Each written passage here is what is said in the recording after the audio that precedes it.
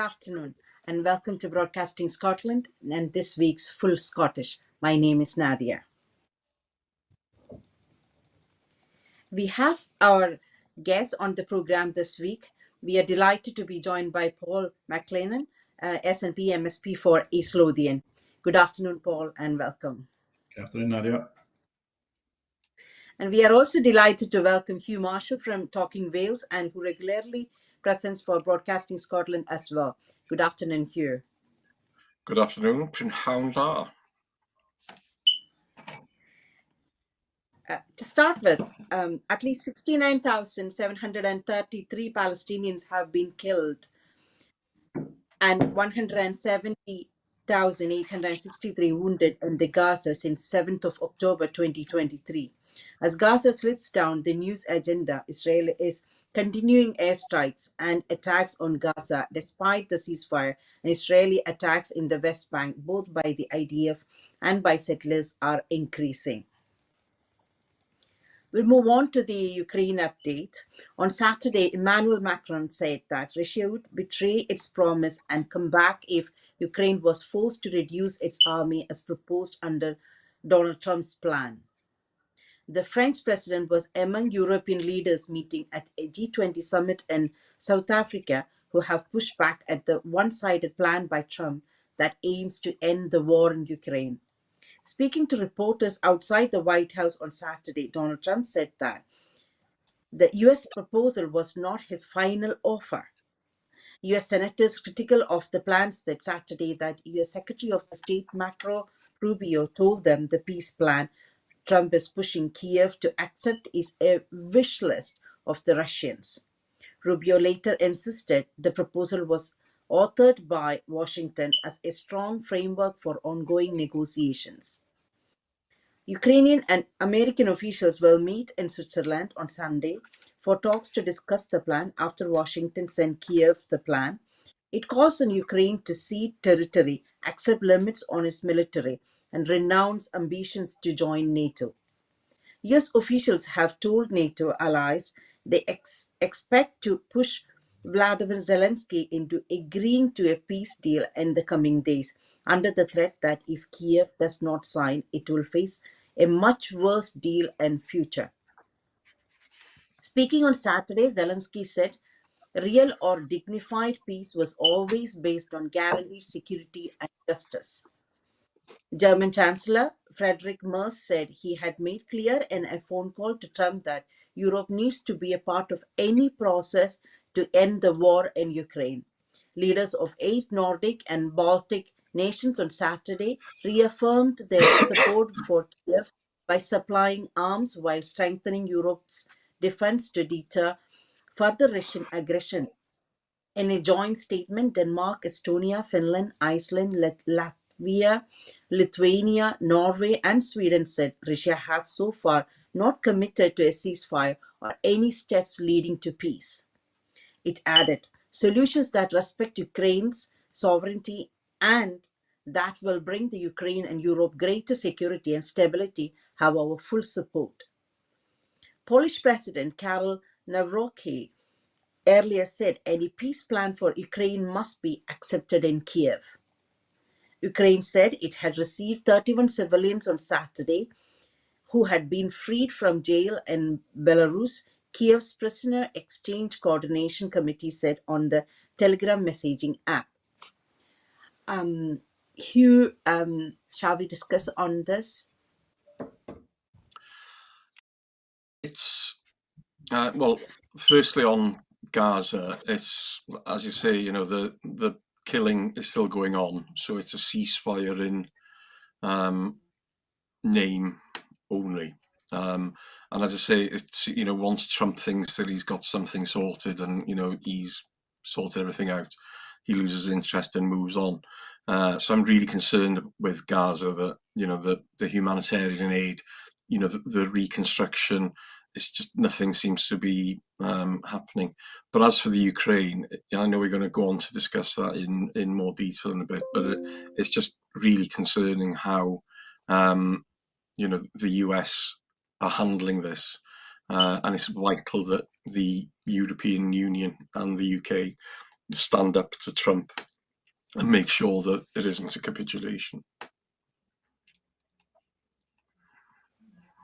Hi, Paul. Would you like to add something to Hugh's Yeah, I points? just I agree with you. I think when you've seen the President Trump presidency, I think he's all focused on winning the Nobel Peace Prize, which he's seeking. But it's all very much, I think, smoke and mirrors in terms of that. I think there's no substance to it. I think you kind of seen that with the Israel peace deal, and you see Palestine and Palestinians being killed, even within the ceasefire, and there's no real substance to that. And I think that's a real concern. We have seen this week just charities announce that donations to Palestinian causes have dropped dramatically since the ceasefire. So I think that's a real concern as well. And I think he's quite correct in saying the focus now should be on building a sustainable ceasefire, but also how do we make sure we get Palestine back to where it should be in terms of reconstruction. In terms of Ukraine, and I know we'll be talking about this later on as well, this is just rewarding terrorism. It's as pure and as simple as that. And I think if even President Putin had tried to put this together, he would never have even asked for what he was, in terms of, any peace deal, because there's areas that Trump is prepared to give away that Russia it doesn't hold at the moment, which is just unsustainable. And it's indicative, I think, of the Trump presidency. So concerning in both areas. Yeah. Thank you. And we will move on to the next topic. On 21st November 1995, the US under Bill Clinton brokered a peace deal which ended the war in Bosnia and Herzegovina and started to rebuild peace in the Western Balkans with NATO peacekeepers on the ground. Contrast this with Donald Trump's Ukraine deal, which is a US surrender to Putin's Russia. Despite flaws in Dayton, it brought peace with justice. Can there be peace in Ukraine without justice? Paul? Absolutely not. I think you and I just touched on that, and I think it has to be sustainable in terms of any peace kind of going forward. As I said, I think President Trump is ready to negotiate away land that Russia doesn't even hold at the moment, which is just not possible. You've got to remember, this is Russian aggression. This was a war that was started by Russia, and Putin, under these current terms, will be rewarded for that. So you do need the justice, and it has to be sustainable going forward.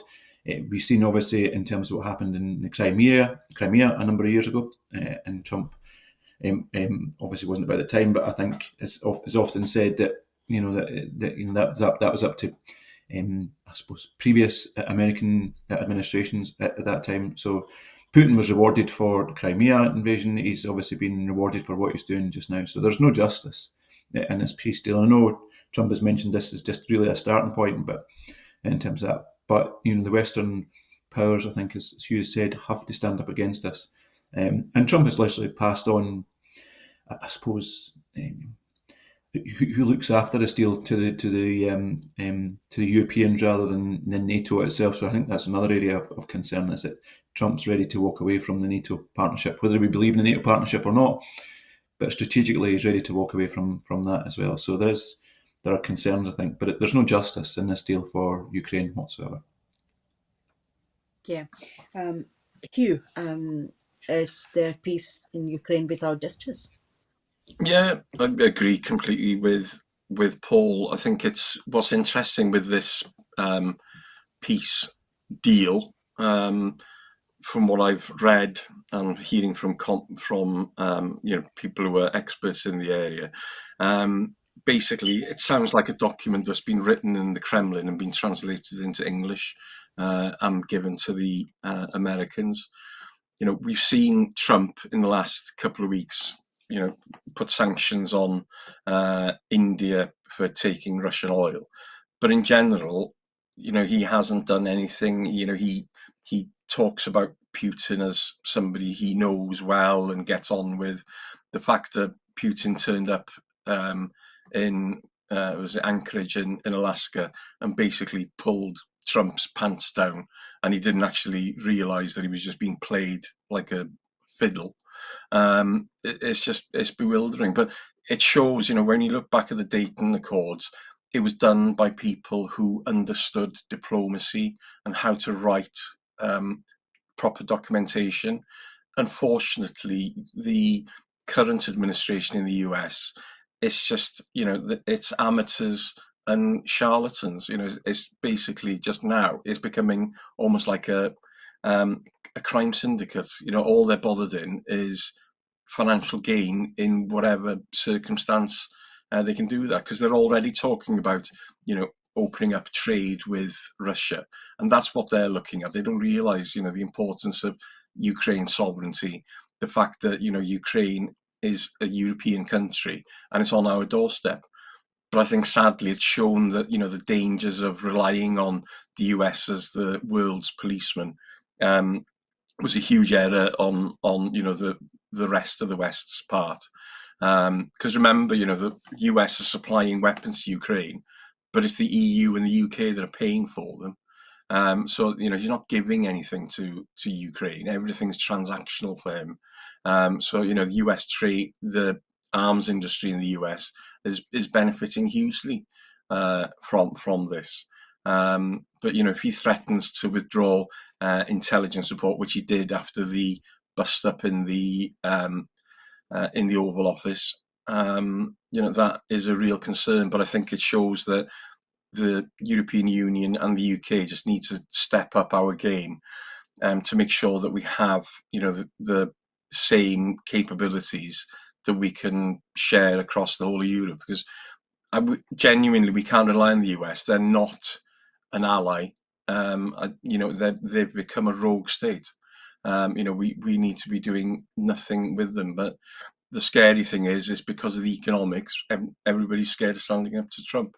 And I think it was interesting that Mamdani was in the White House this week. And because he's somebody who's not going to take any nonsense, and Trump realised that, he was like nice as pie with him. So if you do stand up to him, then you're probably, in a stronger position. But the fact that, the West has been fawning over him and giving him this false sort of image to himself of him being some sort of great statesman, it's just making the situation worse. But, for Ukraine, justice is having their borders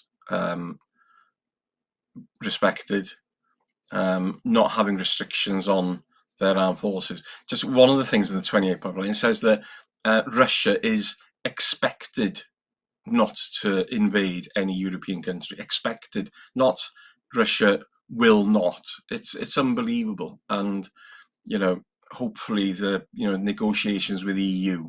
But I think we just got to cut our ties with the United States, because they're just far too dangerous. Paul, do you think we should cut our ties with the United States?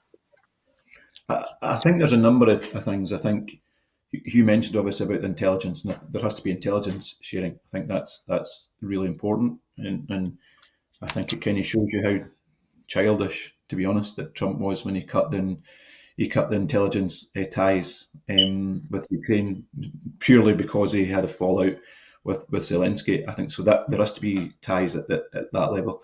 Strategically, I think America is walking away from NATO and expects to pass everything on to the European countries, and I think that's something that the European countries need to look at strategically going forward. And this is a indication.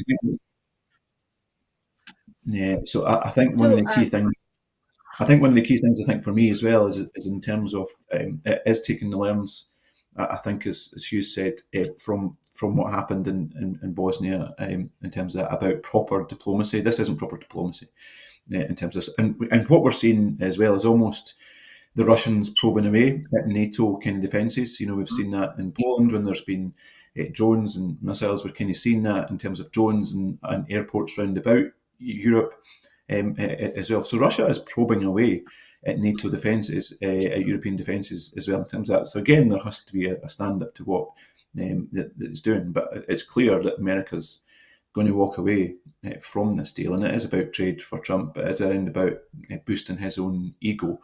In terms of, it's not a good deal for anybody. It's not a good deal for Europe. It's not a good deal for Ukraine itself. The only person it's a good deal for is Vladimir Putin, and Trump doesn't see that at all, and that's really, really concerning. Yeah, when it comes to ego, it's not just Putin, also Trump.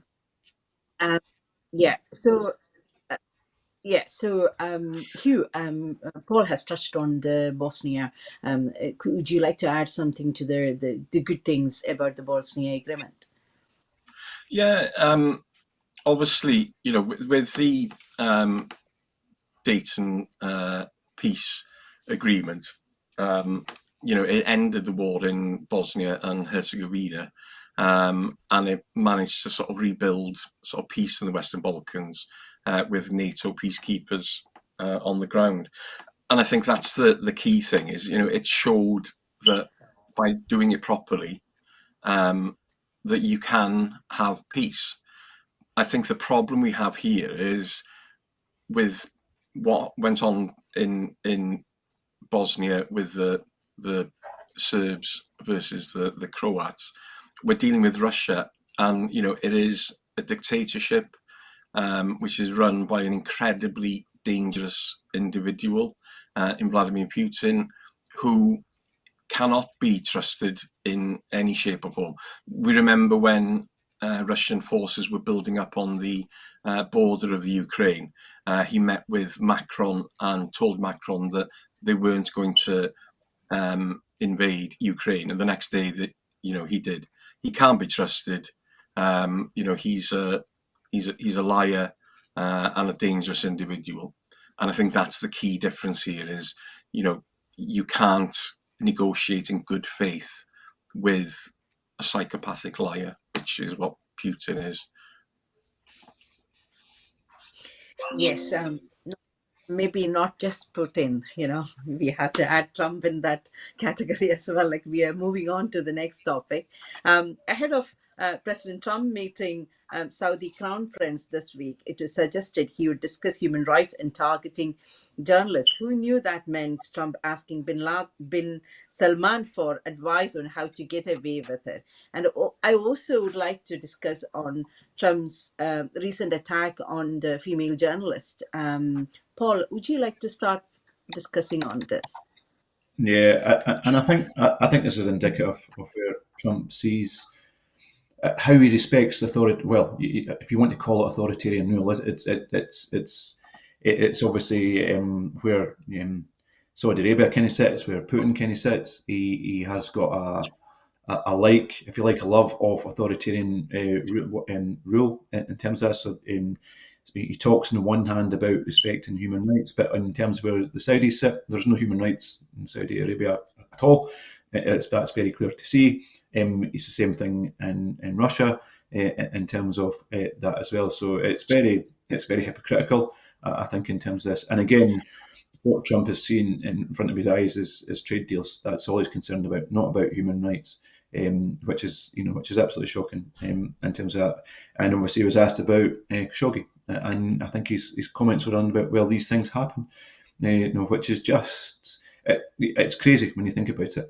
This is a US president who basically said these things happen when you've seen a murder of a Saudi Arabian journalist, and quite clearly, with evidence that was all there, he's seen him go into the building. He didn't come back out, so it was very clear what had happened in the building, and he just disregards that. In regards to how he treated a female journalist, saying "be quiet, Peggy," it's against indicative of his misogyny. The man's a racist, he's a sexist, he's a misogynist, and speaking to a female reporter like that is absolutely disgusting. And it's indicative of how he sees women, and you're kind of picking it up obviously through some of the discussions around about Epstein, but calling a female reporter Peggy, it just highlights his misogyny and how despicable, to be honest, a human being he is when he speaks to a female reporter like that. And also, why is he worried? Like, if a journalist is asking the right questions, and if he's not involved, he can always say that he's not involved. Hugh, what's your take on this? Yeah, because we have to remember that Khashoggi wasn't just murdered. It happened in a embassy in Turkey, so it didn't even actually happen on Saudi Arabian soil. And the fact that he was murdered, dismembered, and his body parts were sort of taken back to Saudi Arabia because the family is still trying to retrieve his body. But the fact, I think Trump, it shows as well with Trump is how politically and sort of international affairs illiterate he is. He probably doesn't know anything about Khashoggi and what happened. That kind of stuff doesn't come up on his radar. It's not something that would interest him. And as Paul was saying, when he sat in the Oval Office with the Crown Prince, it was all about money, deals, and basically he was saying that Khashoggi had it coming to him. And I think it was interesting. Somebody made a rather flippant comment on social media about the Crown Prince, as doesn't he own a suit? Because we know how upset the president gets if people don't turn up in attire that matches his own.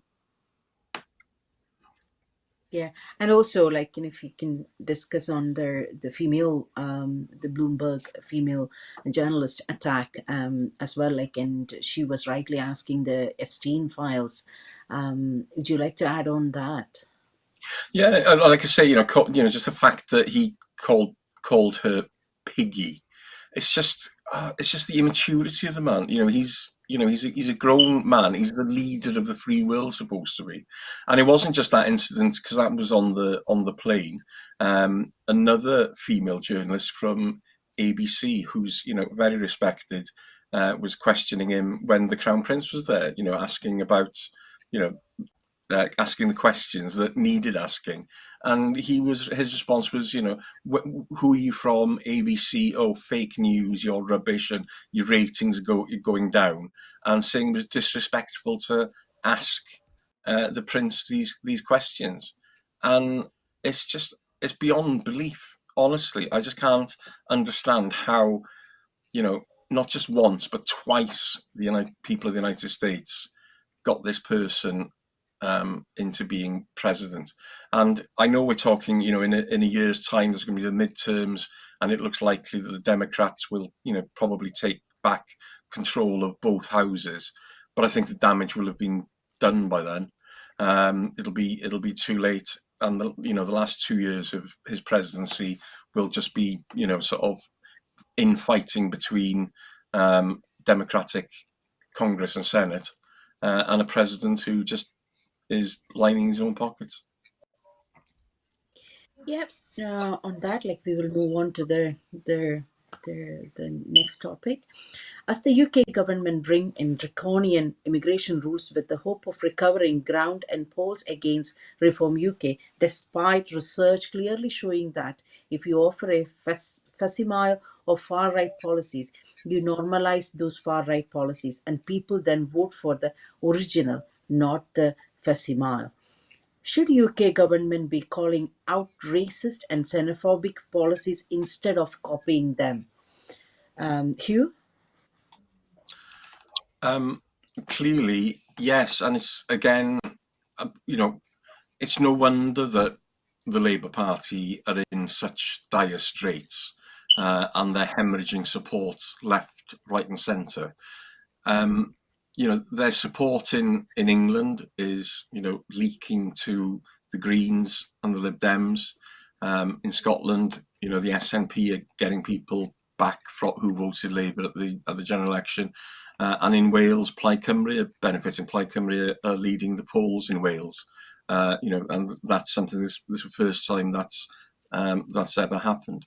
But it's, listening to Shabana Mahmood on Radio 4, and her logic of why, she needed to bring in these measures, it just didn't make any sense. She herself comes from a family, her parents were immigrants.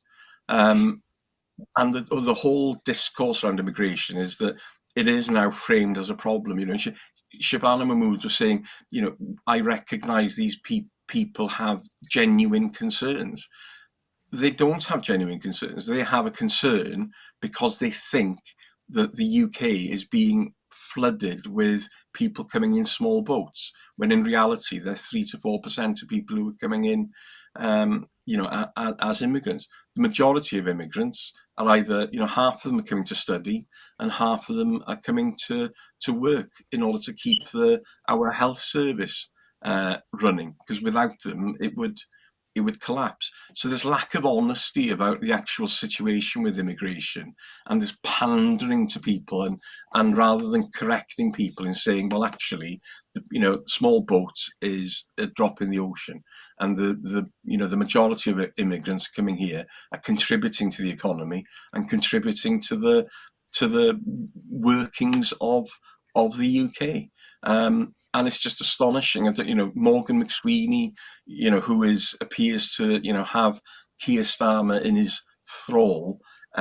It's madness. When will they realise that they're just completely out of touch with the majority of people who want progressive politics, and who understand the importance of immigration to our economy. And if I may add, like the legal migrants also, they have brought a extreme proposal for example, a care worker, if they are here, came in 2021, they can take up to 15 years to get their indefinite leave to remain. Isn't it an attack on our NHS and our care system? Because will we get the care staff from abroad anymore? And whoever is staying here, will they stay back? Because if it takes 15 years, their dependents may not get the visa, their children may not be able to stay here, because after 18, they turn 18, they are not allowed to stay here. So what's your take on that, Paul? I'll come back to you on this. And I think you're right. We can. I think first of all, this policy has been driven by politics, not based on fact or on policy. On the specific points that you mentioned, Donald McCaskill from Scottish Care had said the immigration plans, this was before they were even toughened up, were deeply concerning. I think there's some figures between 20 to 25% of people have come from overseas in the care sector. In terms of that, and that was before these further announcements were made. The Royal College of Nursing have just came out and said that they feel that 1 in 10 people could leave the NHS because of that same issue. So that's going to directly impact on care and on nursing. In terms of that, to say that people need up to 20 years to get settled status is absolutely shocking in terms of this. And it's like, this is a policy that could have been written by Nigel Farage. And when you have the likes of Tommy Robinson, and let's say this again, the likes of Tommy Robinson coming out and praising the policies made by the Labour Party, that shows you how far the Labour Party are pandering to the far right in terms of this, and it's deeply concerning, and we have to push back at it, and it has to be based on policy, it has to be based on fact. And Hugh had said that, obviously it's the figures and the discourse around about this, and the misinformation are being driven by politics, not in fact, not in compassion, not in policy in any way, shape or form. And I think that's why the Labour Party are in the desperate position that they are in Scotland and in Wales and in the rest of the UK, because they're pandering to Nigel Farage and co. And it is deeply concerning. And call out for what it is in the far right. This is fascism. Make no doubt, it's out and out xenophobia. And we have to push back against it. And I suppose one thing, Nadia, in terms for me, this time next week, it will be St Andrew's Day. And we've seen attempts by the far right to try and take ownership of the Union flag, or in terms of the Solitaire in Scotland. The Union flag, that's up to whatever people who are at that dissuasion talk about it. But the Solitaire is for all people, not one particular people. It's for all people in Scotland, and that'll be a message that I'll certainly be pushing over the next week or so. And as you said, the key thing I think for me is migration into Scotland over a number of years, after survey after survey after survey, benefits Scotland in so many ways. So we have to push back against this political discourse that's been pushed by the Labour Party. And also, if I may ask, your party, SNP, has proposed in the last conference for providing sponsorship for the care workers and the NHS staff by the government itself. But will it have an effect? If it is 15 years for the ILR, will people come? Yeah, and again, this comes back to the whole reason for independence, and it comes back to the whole discussion around about what kind of Scotland do we want. That message going out and saying it could take 15 to 20 years to get a settled status is not a country that I want to be part of in any way, shape, or form. In terms of this, our values should be based on compassion, should be based on love, it should be based on inclusive to people coming to Scotland. So that message that goes out from the UK isn't a welcome one at all. So again, for me, it's one of the main reasons that we should be trying to get independence. But it's not just based on the message that goes out; it's based on fact as well. We have an ageing population, as does the UK, in terms of this. So we do need more people to come to Scotland and to contribute. And as I said, survey after survey after survey shows that people who do come to Scotland to live and work do contribute to the Scottish economy in so many ways and add to the diversity and the culture of Scotland, which I would welcome anytime. Thank you. And Hugh, if I'm right, like people those who are earning only more than 125,000 or 120,000, according to the current proposal, will get their ILR after 3 years. But the rest of the people, if they are working in the care sector for a carer, it will take 15 years. What is your take on this? It's awful, and it's just, again, as Paul was saying, it's just pandering to the right wing, and I just wondering, whether Shabana Mahmood, being sort of a Muslim homosexual, whether she feels as if she has to be even more strict in order to show that she's on the side of these sort of reform voters. The fact is, reform voters, they hate Labour. They're never going to vote for them. There might be a small handful that who did vote Labour, who are considering reform now. But you can see that the progressive parties, SNP, Plaid Cymru, Green, are the ones who are actually gaining support. So gaining more members, and because the majority of people, thankfully, are compassionate, want progressive politics, don't believe in this, this fear mongering which is being driven, for financial reasons by the far right. So yeah, it's really worrying because it's disrespectful. These people are coming here to help us to contribute to the economy, and we're just putting up, fences and hurdles and just making it harder and harder. And at the end of the day, people won't come, which is obviously what they want, is to stop people coming here. But it will lead to the collapse of lots of critical services, health and social care. I saw it, I've been in hospital for a couple of weeks in the last 6 weeks having surgery.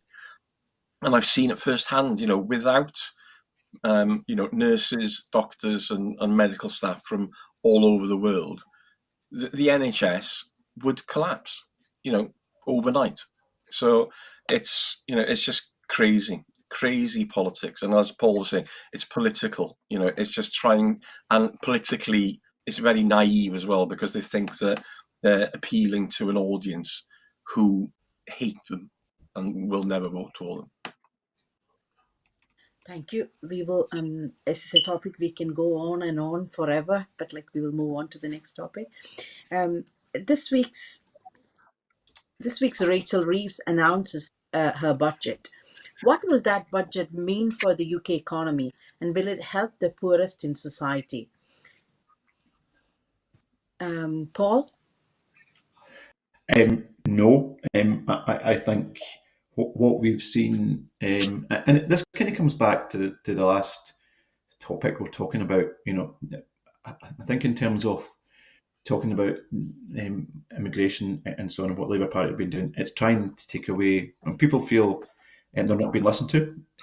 They feel like the cost of living concerns aren't being listened to, so they look at the easiest target, which is immigrants and those trying to get settled status. I think that's one issue. I think in terms of where Labour have come in the last number of, since they came into power, they have let people down in so many ways. The 2-child cap, the WASPI process, the withdrawal of the winter fuel allowance, and where the Scottish Government have had to step in and do what they do in terms of this have been indicative. So Labour don't have a good record on this.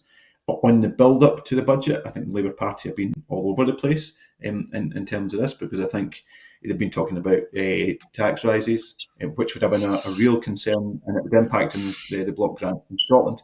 And today, watching an interview by Keir Starmer, he's still refusing to rule out tax rises. So my politics have always been left to centre, and one of the key things I think for me is if people want the services, then we have to pay for them. But it has to be in a fair, transparent way, but also in terms of making sure that we're protecting the most vulnerable. So the messaging coming down from Labour Party is not good. I mean, and one of the key things as we approach winter again is that the Labour Party, quite falsely, had said it would reduce fuel bills by £300, and they're now going up after the recent increase to £200. So that's £500 by difference. So the Labour Party can't be trusted on this at all. This is a left-of-centre government that's supposed to be looking after the most vulnerable in society.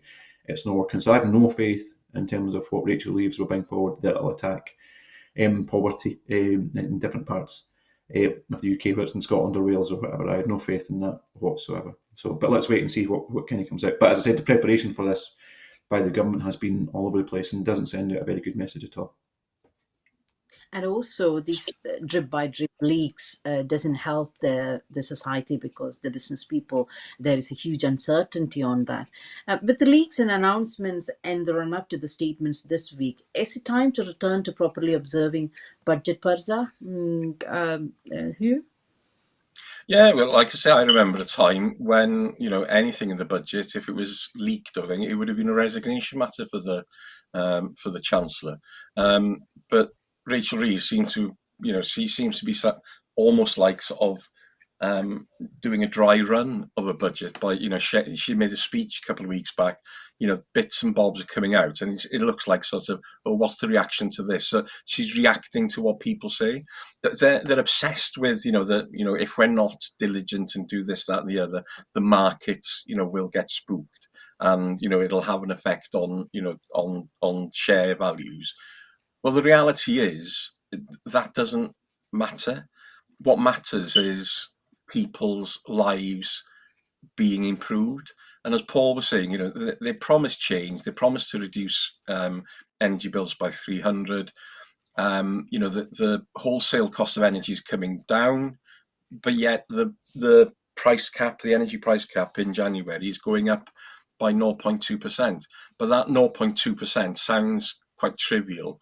The fact is, gas is going down about 5% and electricity is going up. So when we're trying to persuade people to move over to electricity by using heat pumps and being less reliant on gas because of you know, the reliance of getting gas from places like Russia, and also the environmental impact, and it's bizarre. And, you know, you've got Labour saying is, oh, we've got GB Energy. GB Energy, people thought that was going to be some sort of, you know, state-owned energy company, where in fact, you know, it's employing a handful of people, you know, who are supposedly based in Scotland, but the majority are based in London, and it's not doing anything to improve and bring the cost of energy down. But I think when it comes to the budget, we'll see what comes out. But I think the fact that they've hamstringed themselves by saying, oh, we're not going to do this, we're not going to do that, and this trying to be prudent and treating, you know, the UK economy as if it was, you know, budgeting for a family household, you know, for the weekly shop. It's just crazy. And there's lots of economists out there saying, you know, we should be borrowing to invest in services, and that's how you grow the economy. You can't grow the economy just by, you know, wishing and hoping that it will do. You know, unless you take action, it's not going to happen, and they're not taking action. Yeah.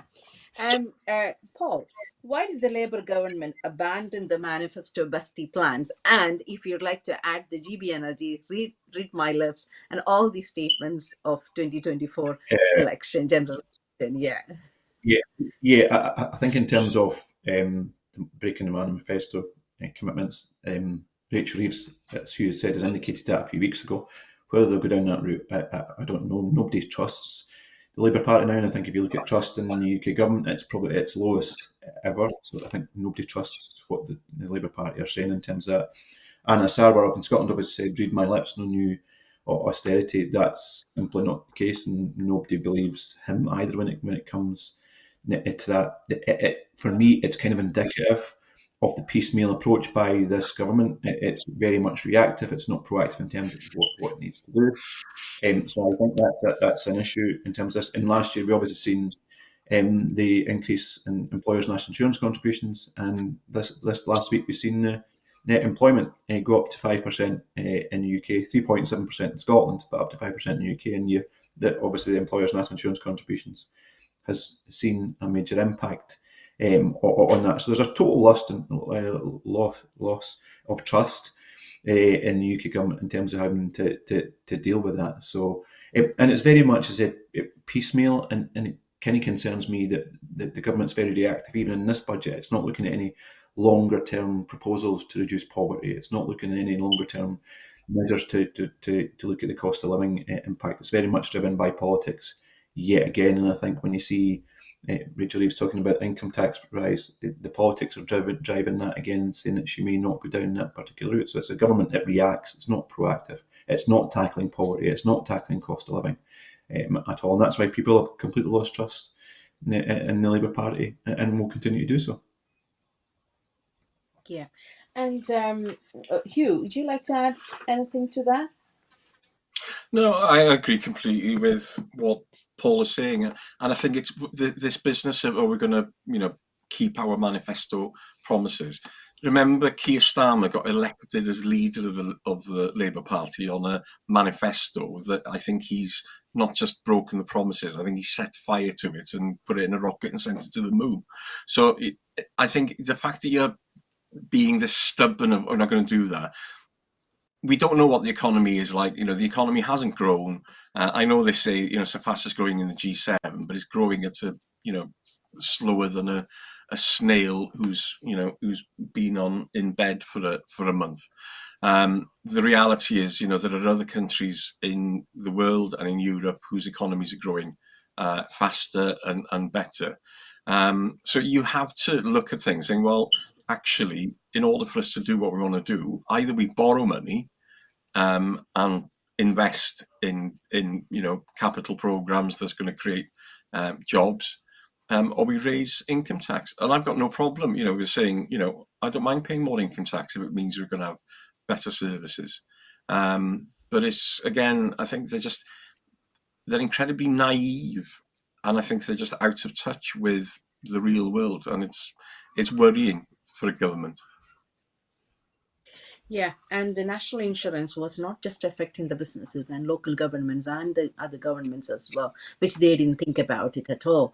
And also,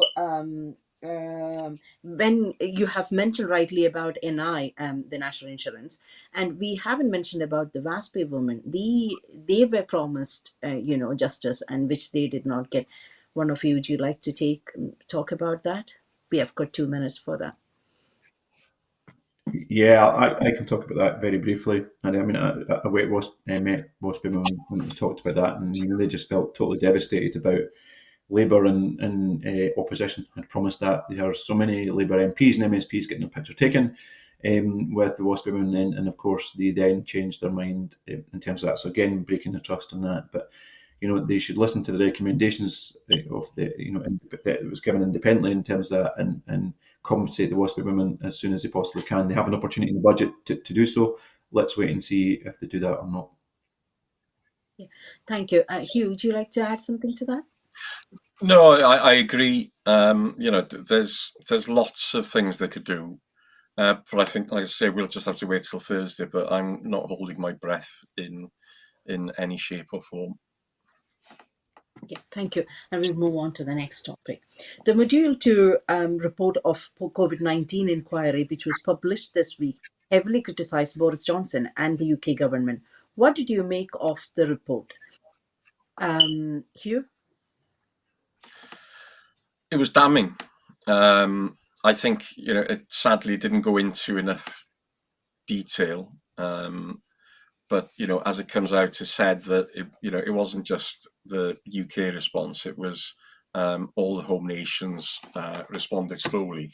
But I think the fact that the home nations were reacting to what Westminster was doing was a big, is part of that issue. But it's clear, when this was happening at the beginning, how many meetings of the Cobra did Boris Johnson miss because he was writing a book about Julius Caesar or something, and just not taking it seriously. And when it came down to taking the decisions, it appears that the culture in Downing Street, especially the influence of Dominic Cummings, was hugely detrimental. And it's just insulting. I lost my mother during COVID, not from COVID, but she died during COVID. And I had to, myself and my children, my wife, had to watch her funeral, not live, but on a recorded video later on in that day, because I followed the rules and didn't travel because, at that time it wasn't allowed. And you just think that people made these sacrifices.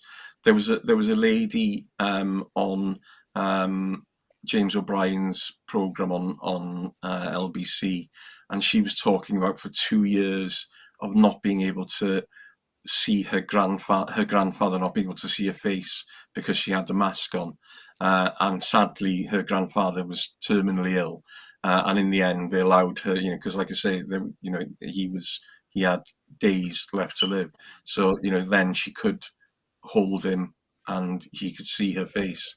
And just hearing that woman and the sacrifices that she made, and yet these bunch of incompetents were, not just not managing the situation properly, but ignoring the rules and just, doing things their own way. It's a disgrace. People should be in prison for what happened. It won't happen. And we've had people like Gita Hari, who was Boris Johnson's personal advisor. He's been doing the media rounds, talking about Boris Johnson, about how wonderfully he got the rollout of the of the vaccine, and talking about what happened as some sort of innocent bystander when he was in the middle of what was going on. And it's just this, I don't know, this obsession with Boris Johnson that he's some sort of jovial, lovely, buffoon, where in reality he's just an incompetent idiot, and he cost thousands of lives. Thank you. I'm sorry to hear your loss. The report criticized Nicola Sturgeon for heading up to most of the delay briefings in Scotland herself. Was this criticism fair, Paul?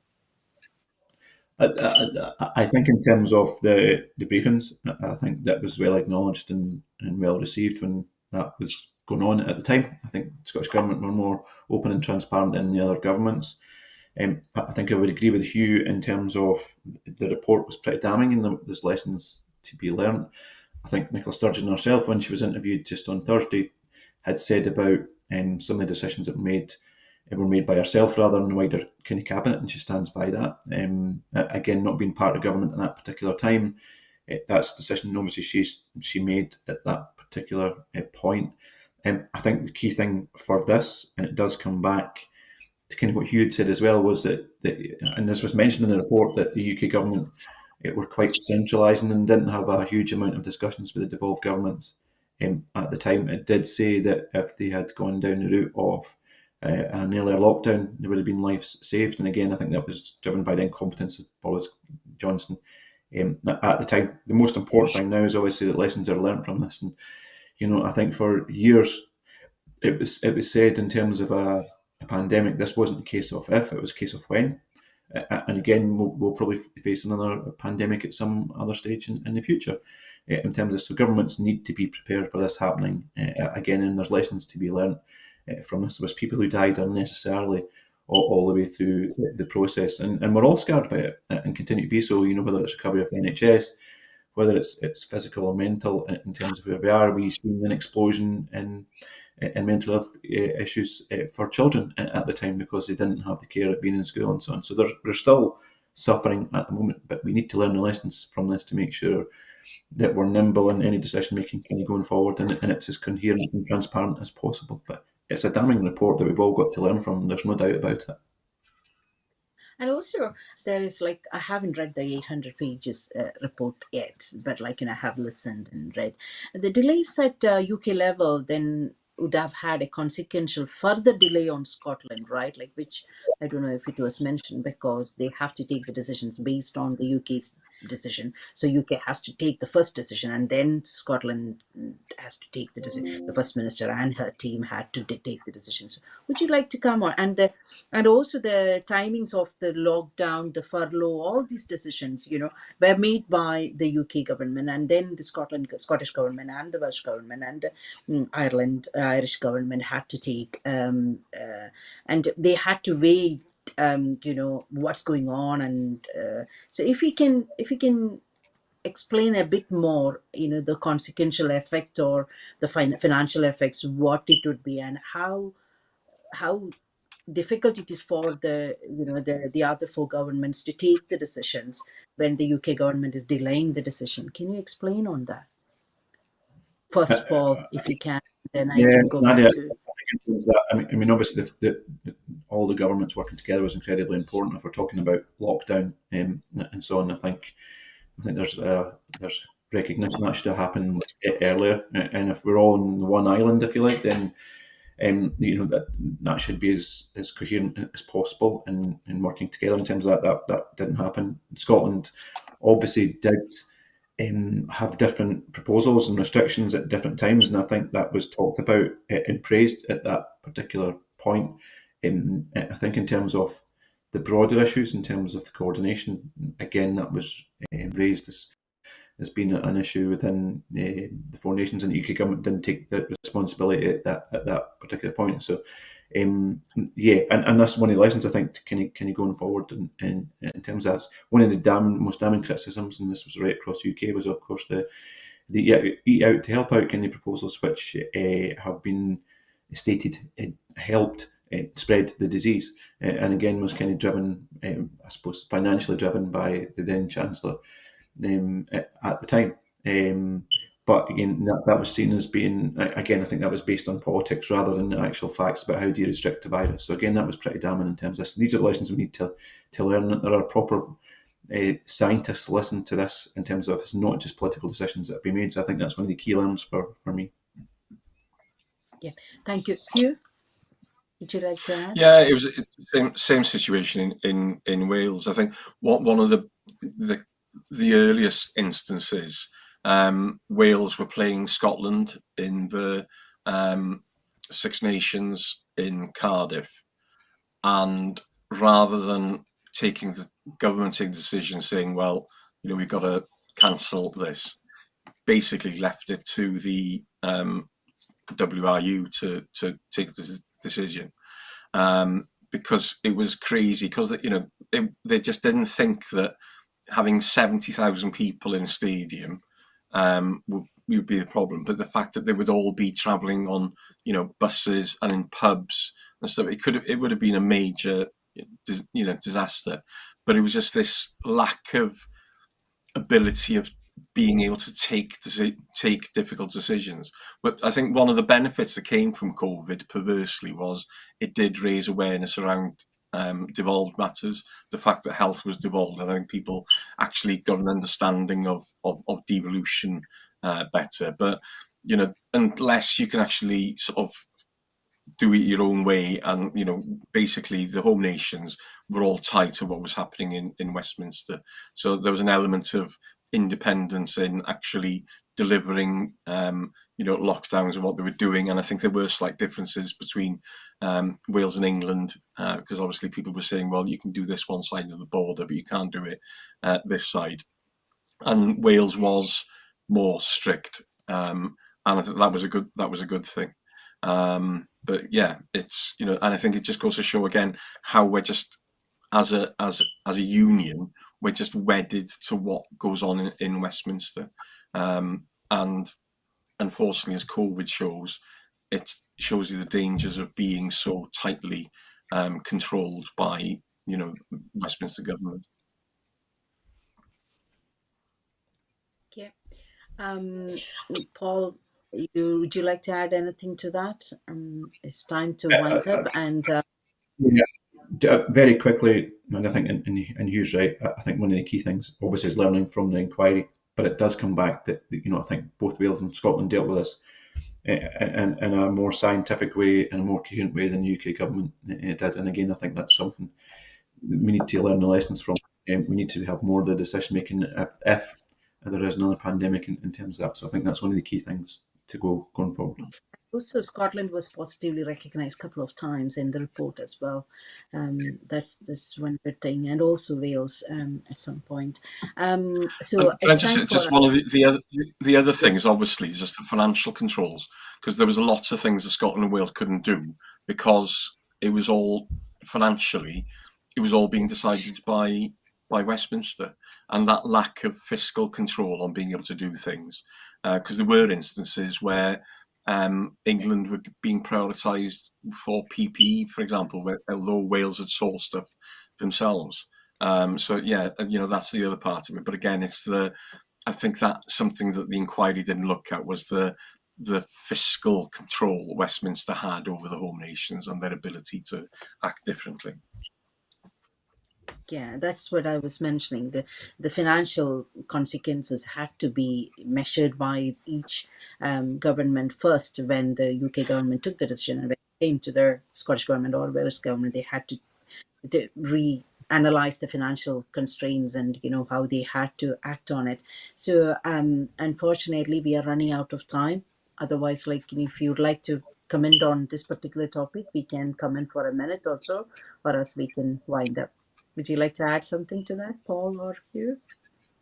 Yeah, again, very quickly on that, I think it does come back to the points that right, as we discussed all the way through this, in terms of where the union kind of sits in terms of this, it doesn't help proper decision making in Scotland or in Wales. And we've talked about the issues, from the COVID inquiry to foreign policy and whatever, to the budget in terms of this. So again, the UK government has done Scotland and Wales no favours in any of these issues we've discussed today in terms of this. And the more powers and independence we get for Scotland and Wales, then the better. And I think what we've talked about today I think indicates that. So, thank you, Paul. And finally, we cannot end the program without congratulating Scotland men's football national team on their 4-2 victory over Denmark this week, finishing at the top of their group and winning a well-deserved place at the World Cup next year.